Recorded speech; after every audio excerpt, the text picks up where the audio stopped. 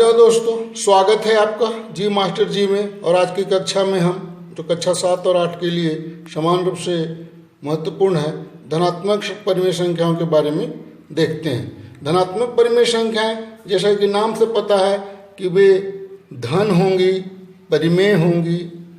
तो धन होंगी, परिमेय होंगी। परिमेय संख्याओं का डिफिनीशन आप लोगों ने देखा है, P/Q के रूप में हो और Q जो है सो P और Q पूर्णांक होना चाहिए और जो है सो Q 0 के बराबर नहीं होना चाहिए। इसी डिफिनीशन में हम एक कंडीशन डालते हैं कि P तथा Q जो होंगे वो समान चिन्ह वाले होंगे। ध्यान देना, समान चिन्ह वाले होंगे। जैसे +2 बाई +3, +3 बाई +4 और दूसरी तरफ -1 बटा -7, -3 बटा -8। तो जब दो ऋणात्मक चिन्ह आएंगे तो वो संख्याएं भी धनात्मक हो जाएंगी, और जब दो समान चिन्ह होंगे प्लस में तो वो तो संख्याएं धनात्मक होंगी। संख्याओं में अगर प्लस का चिन्ह नहीं है तो भी कंफ्यूज नहीं करना है। 2/3 मानी ये धनात्मक संख्या है पूरी तरह से, ठीक है। 2 के पहले भी प्लस है, 3 के पहले भी प्लस छुपा हुआ रहता है। तो 2 लिखें या +2 लिखें, बात एक ही है। लेकिन -2 लिखेंगे तो फर्क पड़ जाएगा। अगर -2 तो ये ऋणात्मक पूर्ण संख्या है, भागा देंगे तो ये ऋणात्मक से तो बनेगा। P भी ऋणात्मक इंटीजर हो गया, Q भी जो है सो ऋणात्मक पूर्णांक हो गया।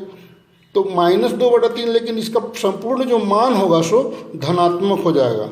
तो ये संख्या जो है सो 2/3 के बराबर है।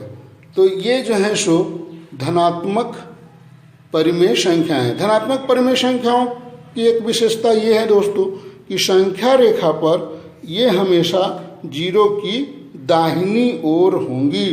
जैसे मान लेते हैं कि, ध्यान देना, एक संख्या अगर हम ले लेते हैं,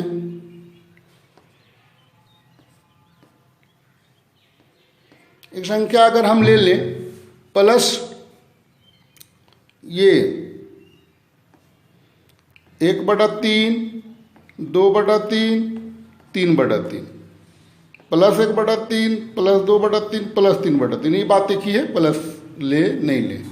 यहाँ पर हम -1 माइनस की ओर जाते हैं, इसको 3 बराबर भागों में बांटें तो ये हो गया -1/3, -2/3 और ये हो गया -3/3, -3/3 1 की। आप देखना कि जैसे एक संख्या हम ले रहे हैं -2/-3, और हमको यहाँ बच्चे कंफ्यूज करते हैं कि धनात्मक परिमेय संख्या कैसे है। तो 2 बार इसमें ऋण का प्रयोग है, लेकिन ये धनात्मक कैसे है। दोस्तों 2 बार धनात्मक लेने का क्या अर्थ हो जाता है, इसको समझना कि एक बार लिए तो इसको लिख सकते हैं -2/3। तो -2/3 का मतलब है कि हम जो है सो चले बाईं ओर, और बाईं ओर चले तो -2/3 यहाँ पर है। तो हमको क्या करना है कि ठीक इतनी ही दूरी चलनी है, लेकिन क्या करना है कि इसकी दिशा बदल देनी है। तो ये हमको चलना यहाँ से प्रारंभ करेंगे, जितना दूर इधर चलें सो इसके रिवर्स ऑर्डर में हम चलेंगे। तो इसके रिवर्स ऑर्डर में ठीक जब हम इतना ही दूर चलेंगे तो हम कहाँ पर पहुँच जाएंगे, तो +2/3। इसका मतलब कि -3 बराबर है 2/3 के। तो ठीक 2 बार जब ऋणात्मक चिन्ह लगता है तो संख्याओं का मान जो है सो धनात्मक हो जाता है। तो हमें कंफ्यूज नहीं करना है। हाँ तो दोस्तों, अब हम देखते हैं ऋणात्मक परिमेय संख्याओं को। जैसा कि नाम से परिचित हैं, ऋण होंगी, परिमेय तो होंगी। मतलब क्या है कि इसको ध्यान देखते हैं, परिमेय संख्या होगी मगर ऋणात्मक होंगी। तो उसको हम एक कंडीशन देखते हैं कि आपको पता है कि जब संख्या रेखा पर हम 0 से दाहिनी ओर चलते हैं तो इधर धनात्मक संख्याएं मिलती हैं, और इधर जो चलेंगे तो बाईं ओर जब चलेंगे तो हमको ऋणात्मक संख्याएं मिलेंगी। तो ऋणात्मक परिमेय संख्याओं का स्थान जब भी होगा तो 0 के बाईं ओर होगा। जैसे हम एक संख्या लेना चाहते हैं -3/4। यहाँ पर एक तरीका है दोस्तों, आपको इसको सिखाते हैं कि इसको -3 है तो इसको ऐसे हम लिख सकते हैं -3 गुने -1/4, ठीक है। या इसको ऐसे समझना है कि हम संख्या रेखा पर दिखा दें कि -1/4 कहाँ है और उसको 3 बार लेंगे।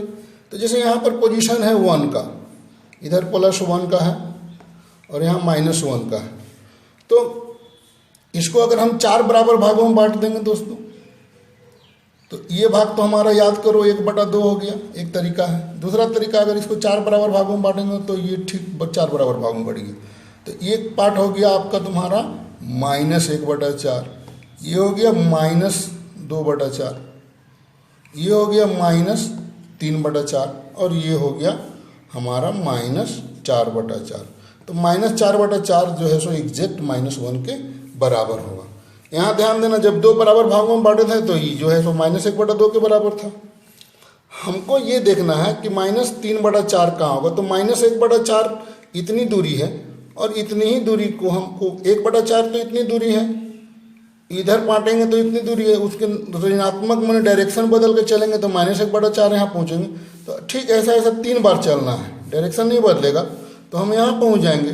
तो इस दिशा में तो यहाँ पहुँचेंगे बाईं ओर ही, तो ये संख्या जो हमारी मिल गई -3/4। इसका मतलब है कि ऋणात्मक परिमेय संख्याएं शून्य से बाईं ओर मिलेंगी। दूसरी चीज, उसमें से एक जो हो गई सो संख्या ऋणात्मक होगी। -3/4 को हम लोगों ने देख लिया, 3/-4 ये भी एक ऋणात्मक परिमेय संख्या है। कहीं कहीं ऐसा भी लिखा रहेगा -3/4। तो ये तीनों एक ही बात है। थोड़ा सा हम बताएंगे जब इनका लिखेंगे कि स्टैंडर्डाइज कैसे करते हैं, जब मानक रूप लिखते हैं। तो ये हमारा जो संख्याओं का हमारा मानक रूप है। यहाँ पर हर और अंश के धनात्मक और ऋणात्मक होने की बात है। यहाँ पर हम लोग देखते हैं कि अंश जो है सो धनात्मक है, यहाँ पर ऋणात्मक है और यहाँ पर जो है सो हर ऋणात्मक है। ये पूरी संख्याएं ऋणात्मक बना देंगी, एक बार माइनस लगा तो। लेकिन अगर संख्याएं इस तरह की हो जाए दोस्तों, -3/-5 और फिर एक बार माइनस रहे तो आप ध्यान देना कि जो एक माइनस तो है ही, माइनस हम -3/5 -5 को हम लोग +3/5 लिख सकते थे। धनात्मक में देखा हम लोगों ने संख्या रेखा पर भी, और ये फाइनली जो है सो 3/5 के बराबर है। तो सीधा सा फॉर्मूला है, एक बार ऋण रहे संख्या में तो ऋणात्मक हो जाएगी, 2 बार ऋण रहे तो धनात्मक हो जाएगी, 3 बार ऋण रहे तो संख्या ऋणात्मक हो जाएगी। ये ध्यान देना और पहचान लेनी है कि संख्याएं कौन सी है। फिर संख्या रेखा पर अगर उसको दर्शाएं तो संख्या रेखा पर वो बाईं ओर जाएंगी।